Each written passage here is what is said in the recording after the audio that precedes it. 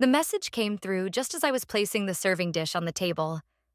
My husband was mid-sentence, recounting some story from work I had heard in a dozen variations over the years. I wasn't listening. The vibration from my phone buzzed against the counter, sharp and unexpected. I glanced over, almost out of reflex. The name that lit up the screen didn't belong to any friend, sibling, or neighbor.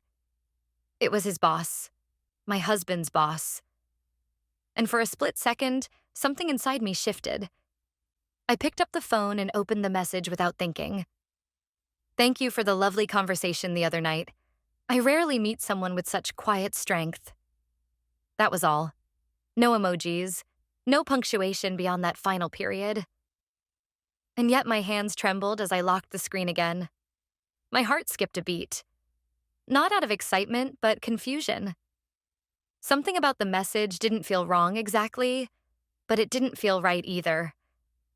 I stood there, still holding the phone, as my husband finished his story and reached for the salt. He didn't notice. I sat down across from him, mechanically nodding along to his words, my mind miles away. He kept talking about someone from accounting, and all I could think about was the wording of that message. Why would he say that? Why now? I told myself it was just politeness. A compliment, maybe. Nothing more. After all, we had exchanged only a few minutes of small talk at the company event 3 nights ago. But the words he chose, quiet strength, they lodged themselves in a place inside me I hadn't paid attention to in years. That night, I lay awake long after my husband had fallen asleep beside me. His breathing was slow and deep, his back turned to me like always.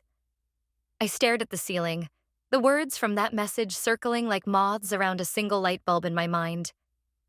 I felt something I hadn't felt in a long time. Noticed. It was such a simple feeling, and yet it was rare now. For years, I had been moving in predictable circles. Cooking, laundry, small errands, smiling at social gatherings, nodding at work stories, slipping into a world that asked for no surprises and gave even fewer in return. But that message, it cracked something. It wasn't about the man who sent it. It wasn't even about the compliment. It was the fact that someone, somewhere, still looked and saw something in me beyond my function as a wife. That realization was both thrilling and deeply unsettling. I wasn't searching for anything. I wasn't unhappy. At least, I didn't think I was. The next morning, my husband left early. A big client meeting. He kissed me on the cheek in that familiar, automatic way, and was out the door before I had finished my coffee. I stared at the sink full of dishes and then at my reflection in the window above it. My face looked tired, but not aged. Just dulled, maybe. Like the color had been washed out slowly over time, one load of laundry at a time. I picked up my phone and reread the message. Still short, still polite, still echoing in a way I couldn't name. I didn't respond. I told myself I didn't need to. I deleted it instead. But deleting it didn't erase the memory of it. It stayed with me through the rest of the day like a tune I couldn't stop humming. Later, while sorting through some old boxes in the closet, I came across a picture of us taken about 10 years ago. My husband had his arm around me, his eyes crinkled with laughter. I looked happy. Genuinely, effortlessly happy. I stared at that photo for a long time, wondering where that version of me had gone. Not because I missed her, but because I wasn't sure I'd even recognize her now. As the day went on, I kept returning to that moment at the company event. I had been standing alone for a while, sipping white wine and politely nodding at a woman discussing vacation rentals. He had approached with a simple compliment on the food, followed by a few questions about how I handled being married to someone as work-obsessed as my husband. I had laughed, said something self-deprecating. He had listened, not in that distracted, performative way men often do at these events, but actually listened. That had struck me. But at the time, I thought nothing more of it. Now, it felt different. Intentional. Significant. By the time evening came and my husband returned home, my thoughts had calmed, but a quiet buzz still lingered in my chest. We sat down to dinner. He talked. I nodded. Routine wrapped around us like a thick blanket, warm and suffocating all at once. That night, I stood in front of the bathroom mirror and looked at myself. Not for flaws, not to check if my hair was neat or if I had missed a wrinkle of makeup, but to really look. I didn't feel older than I had a year ago, but I did feel smaller, less vivid. Somewhere along the way, the years had sanded down my edges until I barely remembered what made me feel fully awake. I didn't tell anyone about the message. I didn't write back. I didn't plan to see him again. But I knew something had shifted. Not between us, me and the boss, but inside me. A small crack in the smooth surface of routine. I didn't know what it meant yet, but I knew it was there. And I knew I wouldn't be able to ignore it for long. The next morning didn't feel like anything special. The sky outside was the same pale gray it had been all week. The house was quiet except for the gentle hum of the refrigerator, and the floor beneath my feet still creaked in the same two spots. But there was a tension in my chest I couldn't name, like I was standing in a room just a little too warm, unable to open a window. I went about my routine, made the bed, emptied the dishwasher, checked the mail, but everything felt slightly off, as if I were watching myself from the outside. The message from the night before was gone, deleted without ceremony, but it had planted something. Not an idea, not a feeling. A question. One that followed me through the ordinary movements of my day. Why did it affect me that much? I stood in front of my closet longer than usual. Normally, I threw on something practical. Comfortable jeans, a soft sweater, something that blended into the background. But this morning, I hesitated. I pulled out a blouse I hadn't worn in months. Nothing dramatic, just something with a little shape to it, a little color. I told myself it was for me, not for anyone else.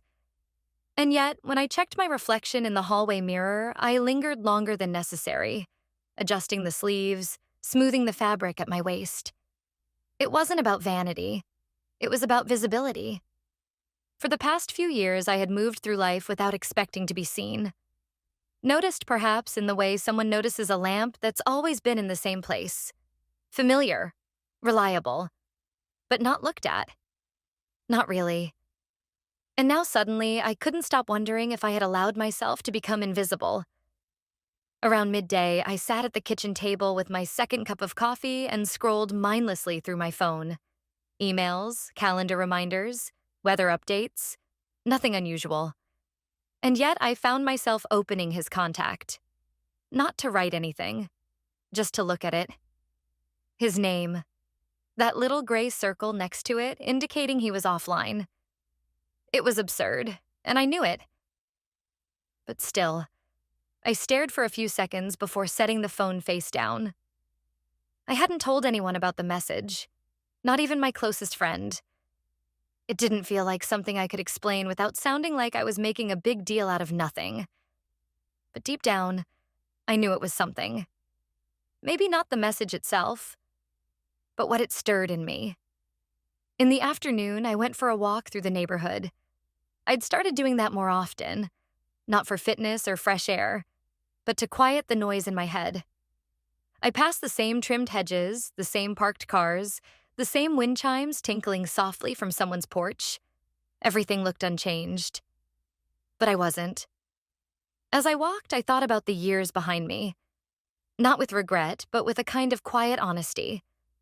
I had been proud of the life I'd built, of the stability, the routine, the sense of purpose that came from supporting someone else's climb. I had never needed to be the center of attention, but that didn't mean I wanted to be forgotten. By the time I returned home, I felt a little more grounded. I wiped down the counters, folded laundry, called to confirm a dentist appointment. Normal things. Tangible. Real.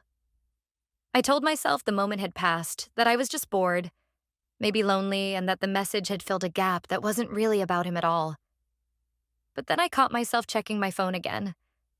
Not for emails, not for updates, for a message that didn't come. When my husband came home later that evening, I greeted him the same way I always did. He was tired, preoccupied, carrying the weight of work on his shoulders as usual. He didn't notice the blouse I was wearing, or the way I had set the table a little nicer than usual. He sat down, asked about dinner, mentioned something about a deadline. I listened, nodded, smiled in the right places. There was comfort in the familiarity, but also a hollowness. I couldn't blame him. He hadn't changed. If anything, he was consistent to a fault. But something inside me had cracked open. Just a little.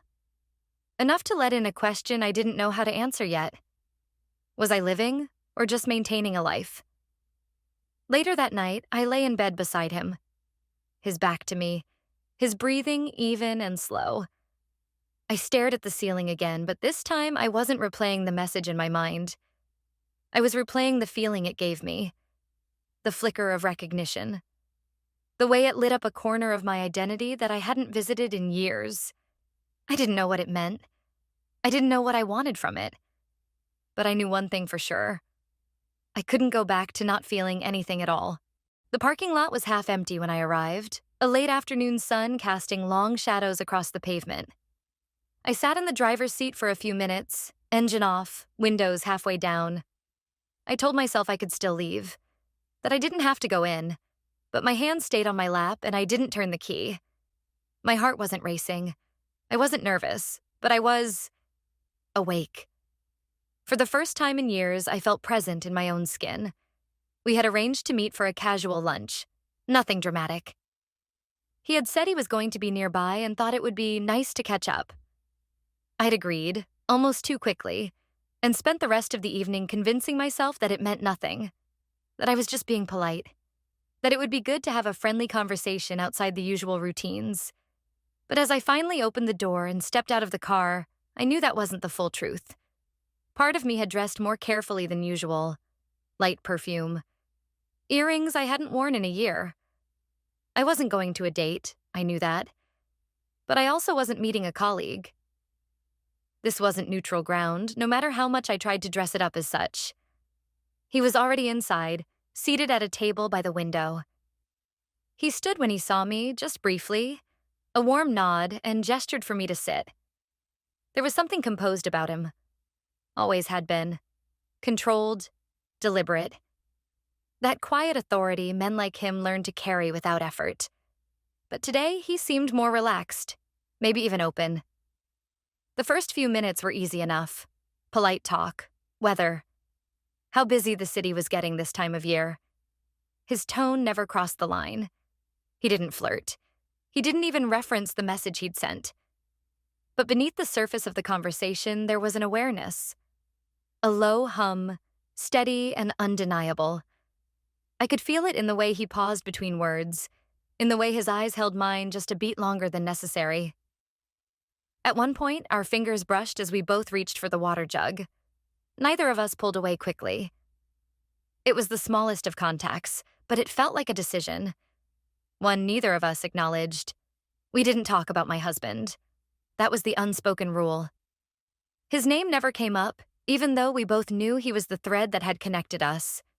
It wasn't avoidance. It was precision. There was something clinical about how carefully we both navigated the edges of that reality. After lunch, he offered to walk me to my car. I hesitated, then nodded. The breeze had picked up, just enough to move strands of my hair across my cheek. I didn't brush them back. As we approached the car, the space between us grew quieter. Not awkward, just full. I reached into my bag for the keys, half-turned to say goodbye. And in that moment, something shifted. Not dramatically. Not forcefully. He stepped closer, just one step, and his hand rested lightly on the edge of the car door. I looked at him. Really looked. And before I could say anything, he leaned in. It wasn't rushed. It wasn't intense. Just a brief, slow meeting of lips, soft and unsure. The kind of kiss that feels more like a question than a statement. I didn't pull away. I didn't stop it. I didn't even think. I just let it happen. Then it was over. No words, no excuses. Just a shared silence and the sound of the wind. He stepped back. I opened the door and sat down. He gave me a nod and turned to walk away, his hands in his pockets. I sat there for a long moment, my fingers resting on the steering wheel, my heart strangely calm. I expected to feel guilt, but it didn't come. Not then. What I felt instead was clarity. Not about the future, or about him, or even about my marriage, but about myself. That kiss wasn't about betrayal. It wasn't about passion or revenge. It was about being reminded, just for a moment, that I was still someone capable of being seen, being wanted. It wasn't something I planned. It wasn't something I could even justify. But it had happened, and I couldn't pretend it hadn't. On the drive home, I turned off the radio and let the silence fill the car. I kept waiting for the weight of what I had done to settle in my chest, but it didn't. What came instead was a quiet sense of inevitability, like I had stepped onto a path without realizing it, and now there was no going back. By the time I pulled into the driveway, the porch light had flickered on. My husband's car was parked neatly in its usual spot. Everything outside looked exactly the same. But inside me, something was different. Something irreversible. I stepped inside, set my keys on the counter, and heard the sound of the television from the other room. I stood there in the kitchen for a while, not moving, not thinking, just breathing. Still unsure what came next, but knowing for certain that nothing would ever be quite the same again. The days that followed returned to their usual rhythm, at least on the surface. Mornings came with the same sleepy stillness, the smell of coffee brewing, the sound of my husband's footsteps above as he prepared for work. I moved through it all quietly, keeping the same order of things, making breakfast, folding laundry, answering emails, watering the plants. From the outside, I appeared unchanged, but inside I was navigating an entirely different terrain. That kiss hadn't been dramatic or messy. It hadn't led to anything more. There was no passion-filled chase, no breathless confessions. In fact, we hadn't spoken since. No messages, no calls, nothing. And yet it lived in my memory like an echo. Not loud, but persistent. Every time I paused long enough to breathe, it returned. Not the kiss itself, but the feeling behind it. The moment someone had looked at me and seen something more than utility. Not as someone's wife. Just someone. I tried to distract myself with routine. I scrubbed the kitchen deeper than usual, rearranged the drawers in the bathroom, walked aimlessly through the grocery store, placing items in the cart I didn't need just to stay out longer. But nothing felt quite the same. Not because of guilt. Surprisingly, that hadn't settled in the way I had expected, but because now I couldn't unknow what I had felt. At dinner, my husband talked about his week, the office, a project deadline. I listened, nodded, asked questions. He didn't notice my distance. Or maybe he did and chose not to acknowledge it. Either way, the space between us was growing, not out of anger or resentment, just time. Years of putting function above intimacy, support above curiosity. We were stable, dependable, loyal, but we had stopped looking at each other long ago. I started sleeping more lightly, waking up before dawn and lying in the stillness. My mind didn't race with dramatic thoughts, but with quiet ones. Did I miss him? Not the man I kissed, but the one I lived with. The answer was complicated. I loved my husband. That hadn't changed. But love, I was realizing, wasn't the same thing as being fulfilled. In the quiet moments of the day, I caught myself wondering if the kiss had meant anything to him. I hadn't seen him since. No message, no casual invitation. It was as though he had placed the moment gently in my hands and walked away. Maybe that was all it had been for him. A passing curiosity, a temporary lapse in professionalism. But for me, it had opened a window I couldn't close. A glimpse of something I hadn't felt in years. One afternoon, I caught my reflection in a window while unloading groceries. I paused. The woman staring back looked tired, but not just physically. There was a flatness to her eyes I hadn't noticed before. A kind of quiet detachment that had taken root long before any kiss. I studied myself, not with criticism, but with realism. Somewhere along the way, I had stopped being someone for myself. I had become the manager of a life, the keeper of routines, the background of someone else's foreground. And now, having been reminded, briefly, unexpectedly, that I still had more to feel, I couldn't unsee it. I didn't tell anyone. Not a friend. Not even in a journal. I carried it with me quietly, letting it reshape how I saw the days. I started noticing other things too. How little we touched in passing. How rarely we laughed without reason. How we slept on opposite sides of the bed like two people renting the same room. There was no anger, just habit. A long, quiet drift.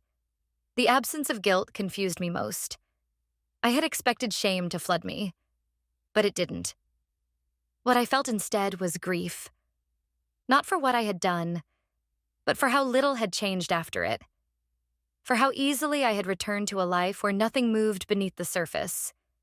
That kiss hadn't broken anything. It had revealed something. And now, every day that passed without change felt heavier. I kept waiting for a sign. From him, from myself, from anywhere. But the silence held. And in that silence, I began to wonder what it would take to truly feel alive again. It wasn't about the man. It wasn't even about the kiss. It was about what it represented. A reminder that I was still someone with desires, with presence, with worth beyond routine.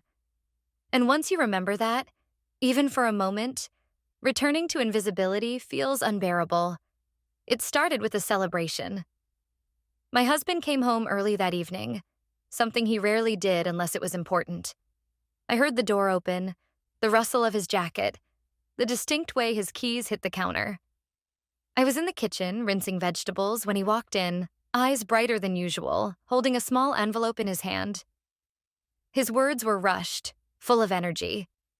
He told me he was getting promoted, officially this time. A new title, more responsibility, a higher salary. It was a big deal.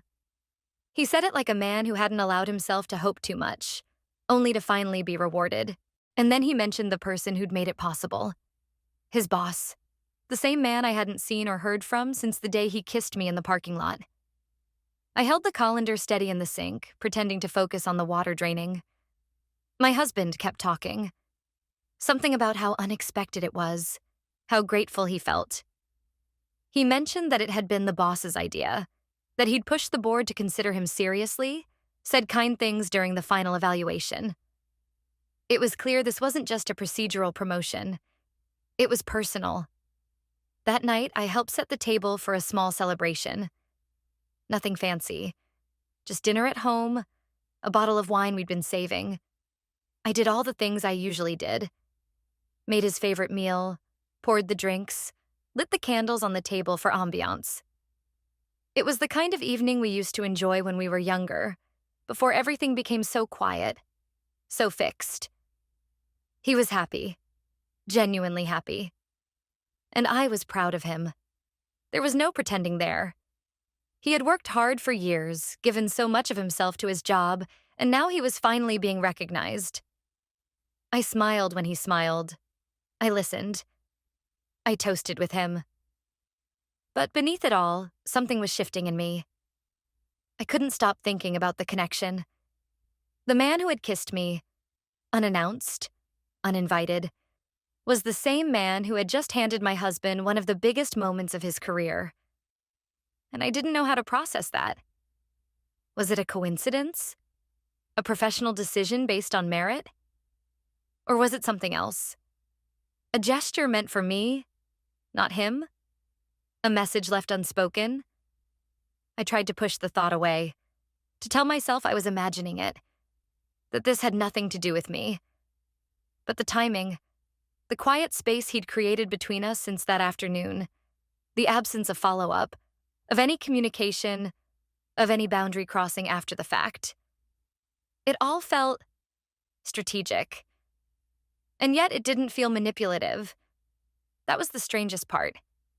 He hadn't asked anything of me, hadn't hinted, hadn't reminded me of what had happened.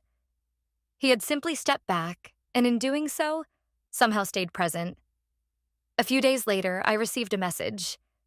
This time it wasn't a compliment. It wasn't a thank you. It was practical. He invited me for coffee, saying he wanted to talk about something related to my husband's upcoming transition.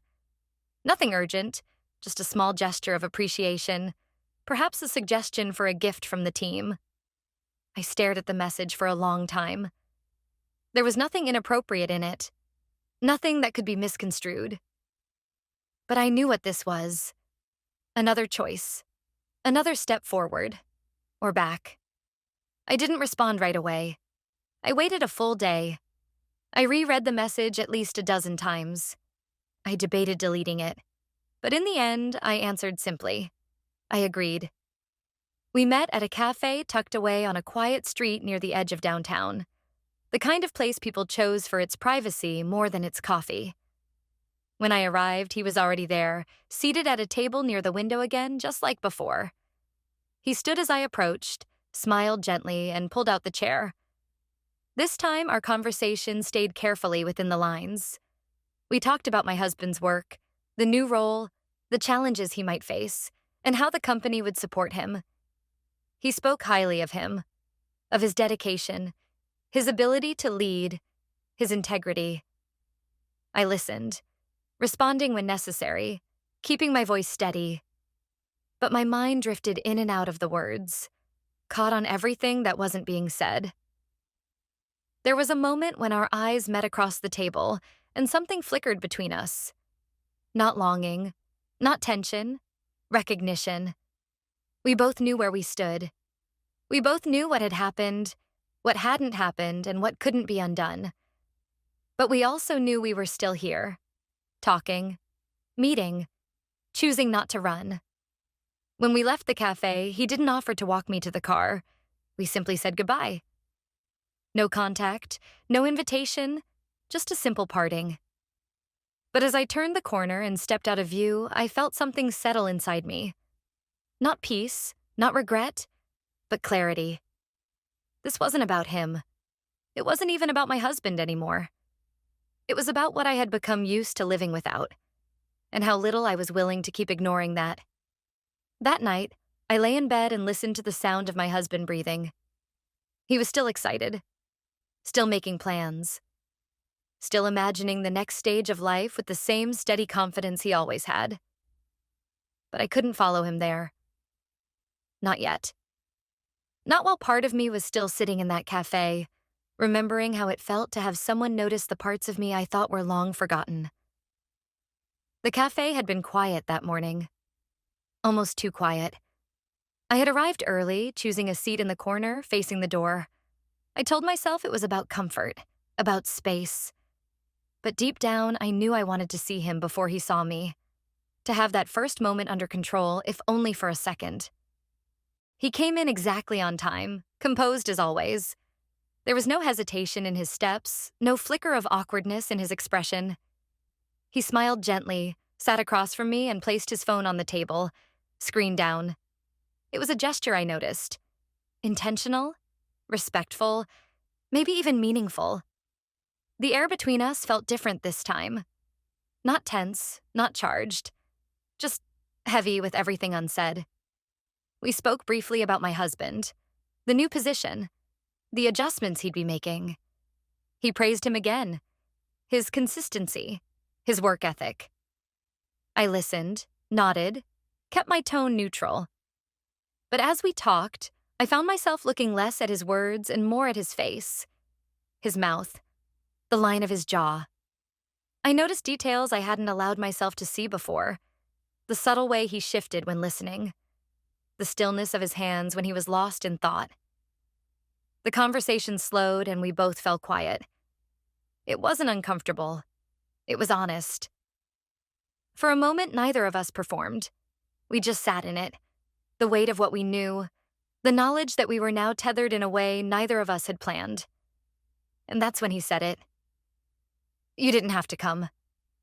I remember those words because they landed differently than I expected. They weren't a challenge, not a test. They were a release. A way of telling me that I could still walk away. that the door was still open in either direction. But I stayed. Not out of confusion or desperation. I stayed because something inside me needed to feel again, needed to remember what it was like to be more than a function of someone else's world. We left the cafe together. This time, he did walk me to the car. The street was quiet, just the sound of leaves dragging across the pavement, a soft breeze moving through the trees. When we reached the curb, I turned to him. No words were exchanged. There was nothing left to explain. And then it happened. He stepped in slowly, not hesitating but not assuming.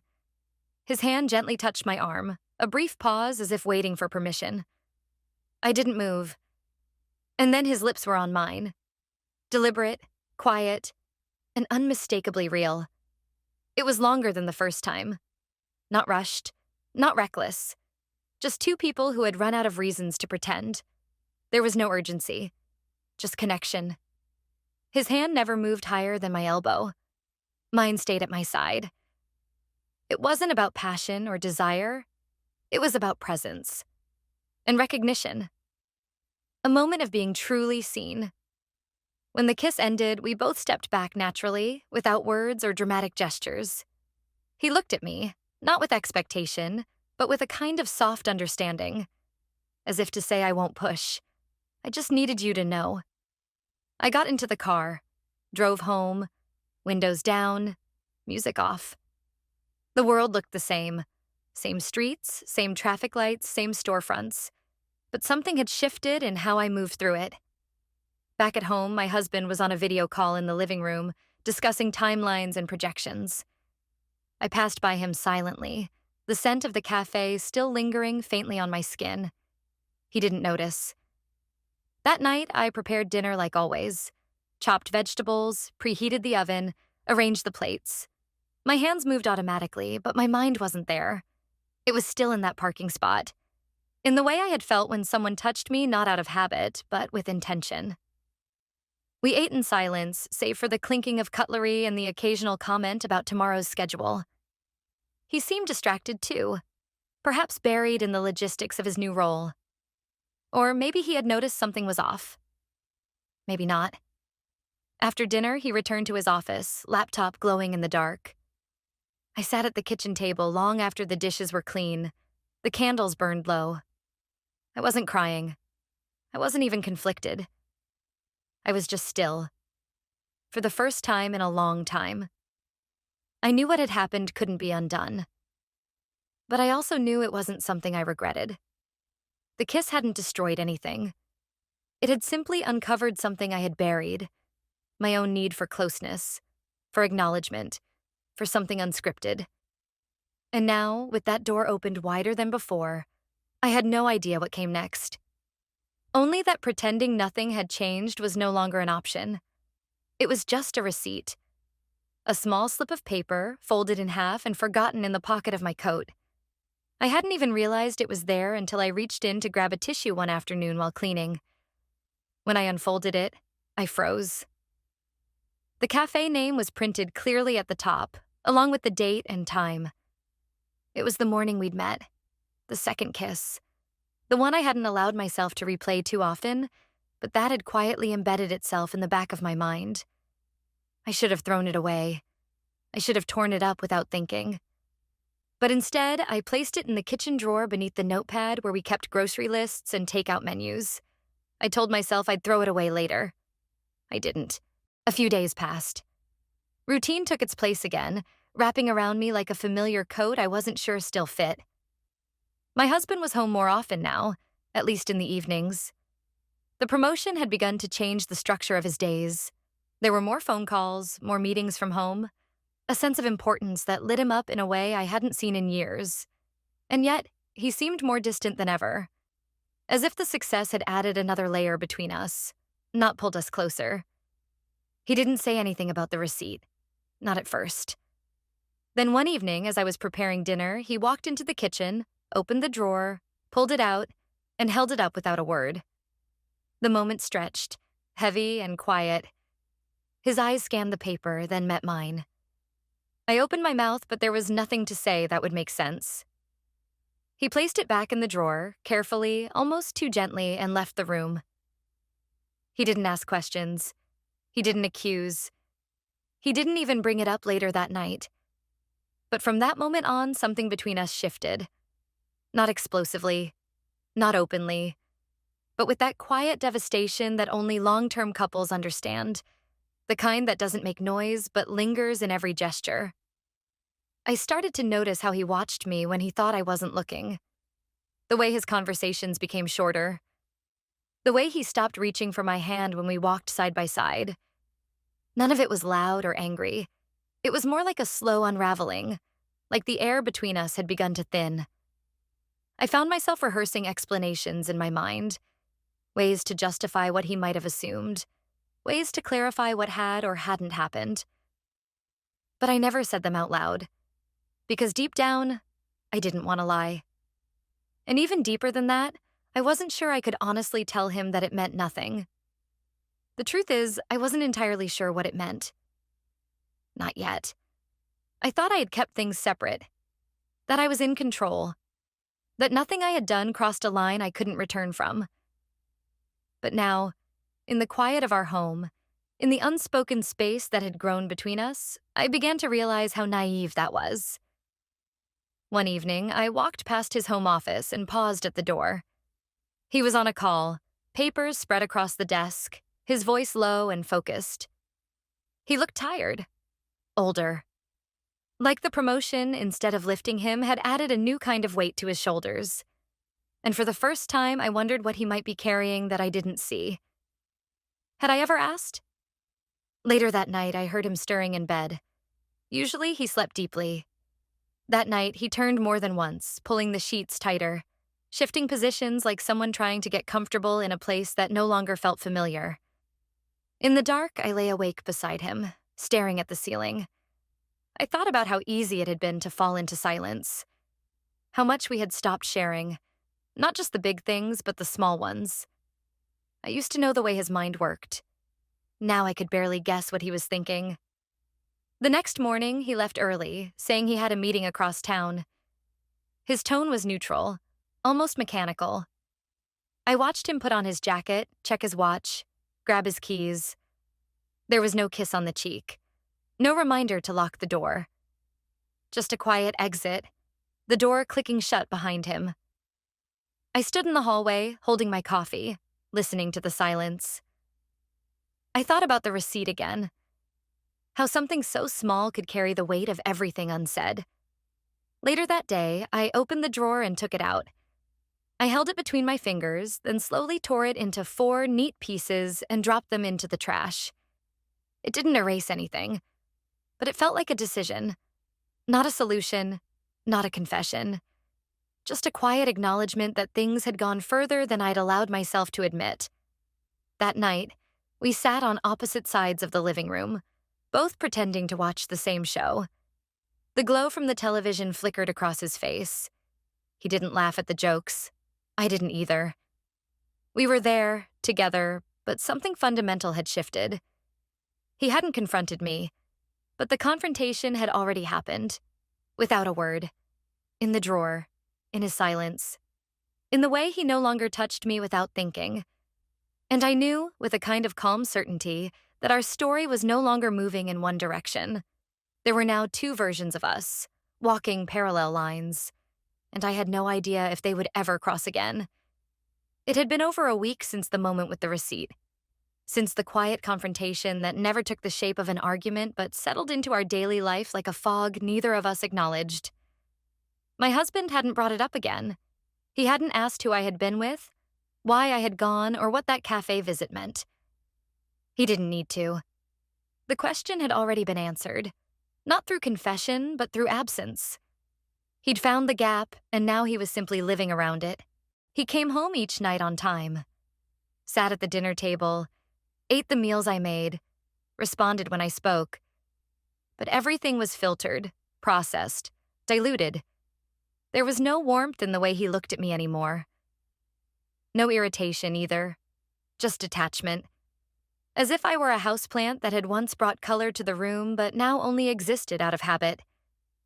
In the mornings, he no longer lingered in the kitchen. He poured his coffee, checked his phone, gathered his things, and left. No tension, no obvious coldness, just efficiency. And I found myself matching his rhythm, keeping conversations brief, keeping questions shallow. We were playing a part neither of us believed in anymore. I didn't reach out to the other man, not because I wasn't tempted to, but because I was afraid that if I did, I'd be running from the deeper truth. That this wasn't about him. Not really. It never had been. It had always been about me. About a silence inside me that had gone undisturbed for too long. And now that it had been broken, I couldn't unhear it. But that didn't mean I knew what to do. One evening, while folding towels in the bedroom, I heard my husband speaking on the phone downstairs. His tone was clipped, his sentences short. I couldn't make out the words, but I knew it wasn't work-related. It wasn't his professional voice. It was personal, almost guarded. When I came downstairs later, he was sitting on the couch, TV on but volume low, scrolling through his phone. He didn't look up when I entered the room. I sat down across from him, not next to him. We hadn't shared the same couch in days. The space between us wasn't physical. It was moral, emotional, intimate, and it felt impossible to cross. For a moment, I wanted to speak, to ask him if he was angry, if he had questions, if he wanted to understand. But when I looked at him, I saw someone who had already made peace with not knowing. And that was almost worse. That meant he'd stopped hoping for anything different. I went to bed early that night, leaving him in the living room with the soft glow of the television and the sound of canned laughter in the background. I lay in the dark, not trying to sleep, just listening to the faint echoes of a life that used to feel fuller. At some point, I heard the floor creak, the familiar rhythm of his steps. But he didn't come into the bedroom. He stopped just outside the door, lingered for a moment, then turned and walked away. I stared at the ceiling for a long time after that, wondering how two people could spend decades building a life together and end up strangers. We hadn't failed in any obvious way. There had been no betrayal, no abandonment, no chaos. Just the slow, inevitable erosion of intimacy. And now, with one wrong step, one kiss, one receipt, we were standing on either side of a divide that neither of us knew how to cross. The next day, I left the house late in the afternoon and walked without direction. Through our neighborhood, past the familiar trees and quiet streets. I didn't know what I was looking for. Clarity, maybe. Or at least a place to think without walls that remembered everything. I found myself near the same cafe without planning to. I stood across the street watching through the window. He wasn't there. Of course he wasn't. But the table we'd sat at was empty. And for a moment, it felt like a sign. Not a call to return, but a reminder of where the line had been drawn. I didn't go in. On the walk back home, I kept thinking about all the ways people try to fix what's broken. Some talk, some leave, some pretend. And some, like us, get stuck in a kind of silent holding pattern, neither healing nor falling apart. Just surviving the in-between. That night, I made dinner again. Sat across from my husband again. We ate in silence. But when he stood to clear his plate, he paused. Just briefly. His eyes met mine, and there was something there I couldn't name. Not anger, not forgiveness. Just recognition. The quiet admission that we both knew we were pretending. Then he turned away and walked into his office. And I realized it wasn't the kiss that changed everything. It was the silence that followed it, the space it exposed, the truth it unearthed. That we had built a life together so carefully, so diligently, that we hadn't noticed it stopped being ours a long time ago. Now, we were just two people living next to a memory. And for the first time, I wasn't sure that was enough. The house had grown quieter, not in the way it does when someone leaves or something ends abruptly, but in the way a museum grows quiet after hours. Everything intact, everything in its place, but hollow. Sound didn't echo the same way anymore. The familiar creaks in the floorboards, the hum of the fridge, the rustle of newspaper in the morning. They were all still there, but they didn't fill the space the way they once had. Now, everything sounded like absence. We were still living under the same roof, sharing the same routines, but the rhythms had changed. The little things, the passing of a plate, the brushing of shoulders in the hallway, the pause in a sentence, had all become deliberate, careful, as if we were guests in each other's home. Or more accurately, in the ruins of something we had once built together. He didn't ask any more questions, and I stopped waiting for them. There was no confrontation, no dramatic unraveling, just the continued stretch of silence, like a rope being pulled slowly at both ends, never snapping but growing thinner every day. I began waking earlier, hours before sunrise. I'd sit at the kitchen table with my coffee, staring out into the backyard, watching the slow fade from night to gray. It was the only time I felt still. Not restless, not confused, just still. It was in those moments that I realized I had reached a point where clarity no longer came in answers, but in acceptance. That not everything needed to be resolved to be understood. He had stopped sleeping well. I heard him sometimes in the other room, pacing lightly, or the soft shuffle of drawers opening and closing. Sometimes the glow of his phone would shine under the crack of the door. He never said where his mind went in those hours, and I didn't ask. One night, after a long silence over dinner, he stood to bring his plate to the sink, and I saw it. An expression barely there. Something like surrender. Not to me, not to the situation, but to a version of our life that no longer existed. He wasn't angry. He wasn't even resentful. Just tired.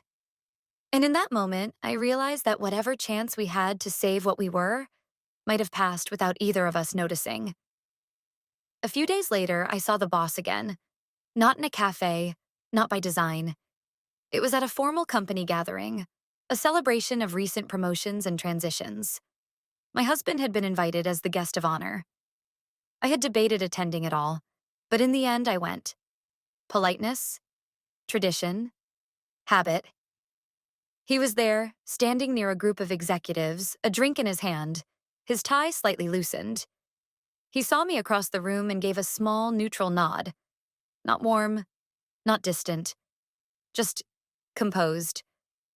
The same quiet authority that had drawn me in once now felt almost unreadable. I nodded back and turned away. There was no conversation that night. No glances that lingered too long. Whatever we had stepped into weeks ago had found its boundary. And perhaps that was what it had always been destined to be.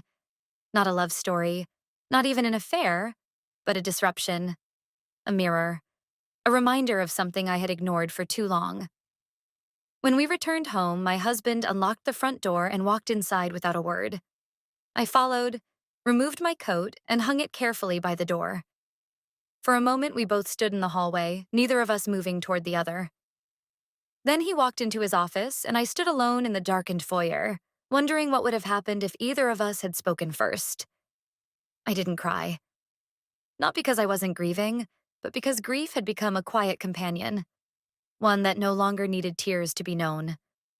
Over the next few weeks, life moved forward in small, predictable ways. Groceries were bought. Bills were paid. The car got serviced. We still ate together some nights.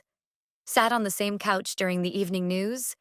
But the closeness, the reflex to share thoughts, to reach out without thinking, had vanished. One morning, as I stood in front of the bathroom mirror brushing my hair, I caught my own reflection and saw something new. Not youth, not sorrow, not even regret. Just recognition. The woman looking back at me wasn't the same one from months ago. She had changed. Not because of the man who kissed her, or the husband who stopped seeing her, but because she had finally stopped living as a reflection of someone else's life.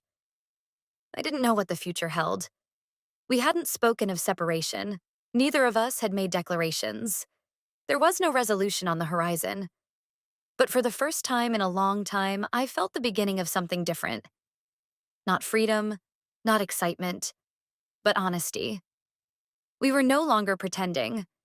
And sometimes the first step towards something real is simply letting go of what used to be, not to abandon it, but to make space for what comes next.